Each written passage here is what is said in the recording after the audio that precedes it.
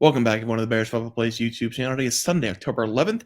I'm going to be breaking down the Sunday slate of games, fully loaded Sunday slate of games in the NFL. A ton of good matchups this week. We have an 8:30 game. We have a Sunday night football game. Maybe we can go until Sunday morning, until Monday morning, like we did last week. We are going to have those plays, but first we got to talk about some Thursday night football. Bad day on Thursday night football.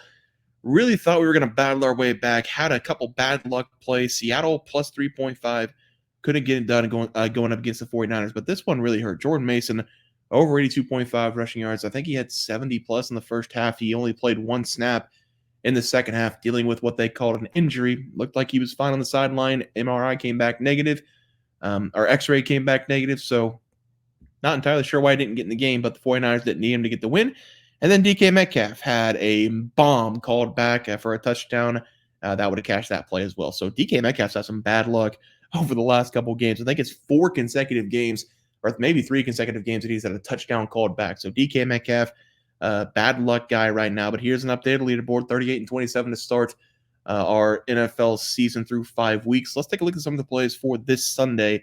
We're going to start with the game in London. The Jacksonville Jaguars basically have a home game here in London going up against the Bears. They have looked better over the last couple of games, but I still think this is one of the worst teams in the NFL right now. Offensively, they had a lot of struggles this season. The quarterback play has not been great from Trevor Lawrence. The running back, that starting job is up for grabs. I think Tank Bigsby gives you the way better chance to move the ball down the field in the running game. Jacksonville might make that switch sooner rather than later, but they just lack in talent right now offensively. The one win they've had this season against the Indianapolis Colts, they've struggled all season long on the defensive side, but this Bears team, they're not going to struggle defensively. That's what they lean on usually. This is one of the better defensive teams in the NFL. They have single-handedly won the Bears a couple games early this season whenever Caleb Williams wasn't playing that well. But now this is one of the better defensive teams in the NFL and a capable quarterback play because Caleb Williams, he's looked really good over the last couple games. They're putting up 20-plus points pretty easily per game now. Caleb Williams has gotten a lot better game by game by game. This Jaguars defense are going to be torched again. The Jaguars, they do like to play in London, but the Bears, they're just simply the better team here. So I'm going to take them -1 as the play. Low-scoring game, though. I think the Bears defense is going to set the tone. 23-17 final score in that one.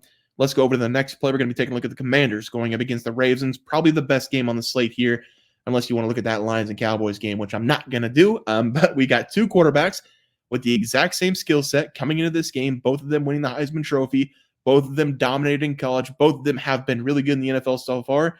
And I don't want to get it twisted there because I did say both these guys are playing good in the NFL so far, but Lamar Jackson clearly is a better quarterback here. He's got a couple MVPs in the NFL level to prove that. But the Ravens, they had that slow start to the season. They look like one of the better teams in the NFL right now. The Commanders have been the surprise story this season. Daniels coming in from LSU, Heisman Trophy winner. He's an absolute stud right now. He's sensational so far. And this is going to be the toughest test of his young career. I think he's going to be just fine in this game. I think the Commanders will be able to score some points going up against Baltimore, but I'm taking Baltimore here -6.5.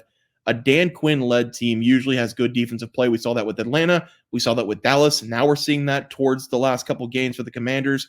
I am worried about what I saw earlier this season in that defense. The first couple games, they got absolutely lit up. It is possible that Lamar Jackson does that in this game, and you really can't stop Lamar Jackson. The Bengals tried last week, and even when Lamar Jackson was down by double-digit points, 6 minutes left in that game, he made one of the best plays we've seen so far this season. Fumbled, got the ball back, running around the backfield for 50, 60 yards behind the line of scrimmage, then throwing that dart to Isaiah Likely for a touchdown.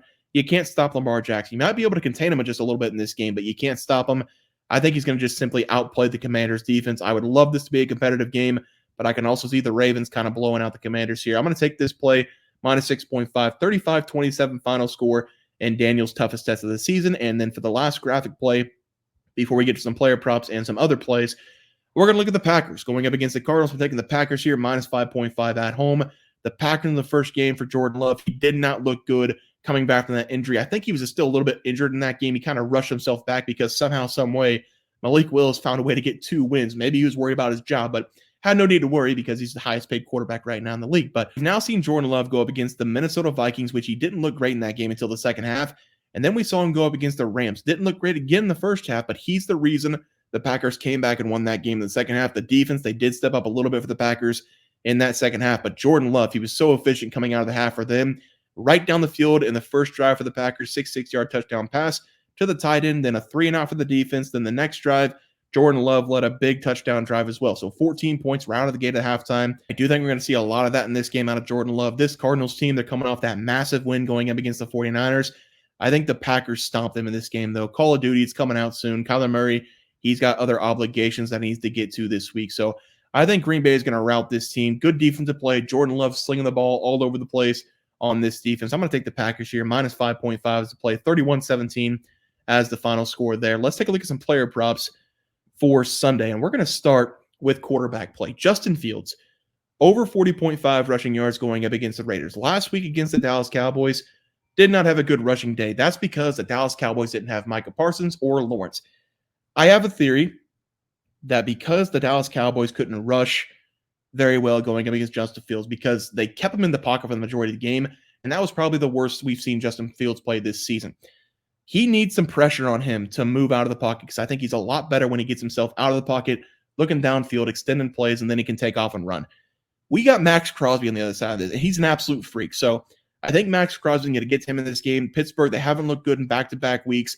This is a game I think Pittsburgh can easily put up 20-plus points. Raiders coming off of that 34-point game given up to the Denver Broncos. So I think Justin Fields finds his legs in this game going up against the Raiders. He's going to be pressured a lot. It's going to cause him to get out of the pocket and then just take off and run. So I love him over 40.5 rushing yards as the first play there. For the second play, Jordan Love, over 2.5 passing touchdowns, plus 215 is the play here going up against that Cardinals secondary. This Cardinals defense, they were pretty good going up against that 49ers team, not in the first half because I believe it was Brandon Ayuk had 100-plus receiving yards in the first quarter of that game. So maybe we see Jordan Love take advantage of that. This secondary is weak. The Cardinals in the second half, they did stand tall a lot. They had a lot of turnovers, but this week it's not going to be the same. Jordan Love coming off back-to-back games in the second half, really finding himself. He's fully healthy again. Plus, Jordan Love's getting all of his wide receivers back in this game. Wicks, Love, and Jaden Reed.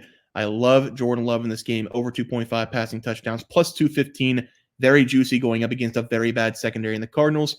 And for the last play, we're looking at A.J. Brown of the Eagles. Over 72.5 receiving yards. First game back for A.J. Brown since the opening game against the Green Bay Packers. He went off against the Green Bay Packers. He's going to go off again in this game against the Cleveland Browns.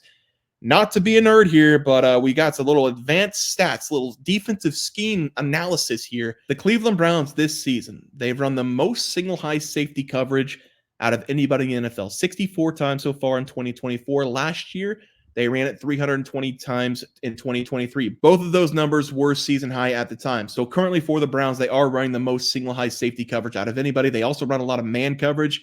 A.J. Brown is one of the best receivers in NFL against man coverage and against single high safety coverage. He is targeted the most out of any receiver in the NFL in single high coverage. He's also targeted top 5 against man coverage. He is an absolute monster in man coverage. Nobody can stop A.J. Brown. This Cleveland Browns team, they're not good anyway. They're coming off another ass kicking. And this Philadelphia Eagles team, they really need to give the people of Philadelphia something to cheer about because the Phillies just lost to the Mets in the postseason. The Eagles can't lose this game. I mean, if they lose this game to the Browns, we might see some riots in Philly. But A.J. Brown, first game of the year, 119 yards on the touchdown. I think he's going to find the end zone in this game and 100-plus receiving yards. So I'm going to take him over 72.5 receiving yards as the play there. Let's take a look at some other games and the recap graphic. We're going to start with the Texans and the Patriots as the first play. For the other plays, I'm taking the shot here. Patriots on the money line, plus 240 as the play, going up against the Texans, mainly because the mutiny has worked. Drake May is now the starting quarterback. Couple articles here and there, a couple articles everywhere said that Patriots were not being competitive. Players were getting upset, putting their bodies on the line week after week for no reason because they weren't trying to win.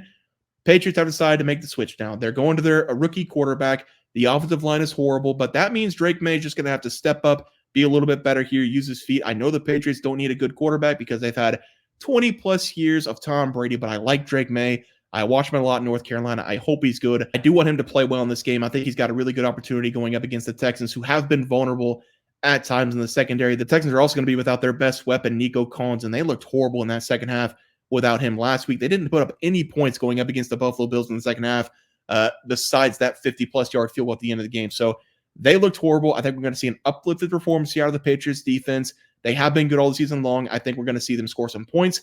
That defense is going to have life. I'm going to take them here on the money line as the play, plus 240. And for the last play, already talked about it a little bit. Steelers going up against the Raiders. Pittsburgh coming off a really tough loss going up against the Dallas Cowboys on Sunday night. They had every single opportunity to win that game. Dallas is a very bad team this season. They just could not get the job done. And it was mainly because that Dallas defense, they played extremely well without a couple of our top guys. Micah Parsons and Lawrence was out in that game, but they also kept Justin Fields in the pocket. I've already said this in this breakdown, but it's crazy to say. Nobody was getting pressure on him in the pocket. It felt like he really didn't scramble outside of the pocket besides designed runs. And I think Justin Fields plays his best football whenever he just takes off and runs, gets himself out of the pocket, throws on the run. He's going to have Max Crosby on the other side of him. And this guy's an absolute freak. I'm pretty sure he's mentally insane. We saw the clip last week with Bo Nix. The Raiders did give up 34 points to the Broncos last week, and Denver's not a very good offense this season. So I do think with Justin Fields having a little bit of pressure on him in the pocket, we're going to see him scramble a little bit more, extend a little bit more drives, take off, use his legs a little bit more. I think Pittsburgh can put up 20-plus points easily in this game, and that defense has been good for them all season long. Give me them minus 2.5 as the play here. Let's take a look at all the plays for tomorrow. Bears -1, Ravens minus 6.5 in what should be a very good game there. Packers minus 5.5 against the Cardinals. Patriots moneyline plus 240. Pittsburgh minus 2.5. Justin Fields over 40.5 rushing yards against the Raiders. Jordan Love over 2.5 passing touchdowns. That's plus 210. And then A.J. Brown over 72.5 receiving yards going up against the Cleveland Browns. Guys, it's going to do it for the NFL plays and props for Sunday, October 13th slate of games. If you guys enjoyed the content, please sure to drop a like on this video and subscribe to the channel below. See you guys next video, and thanks for watching.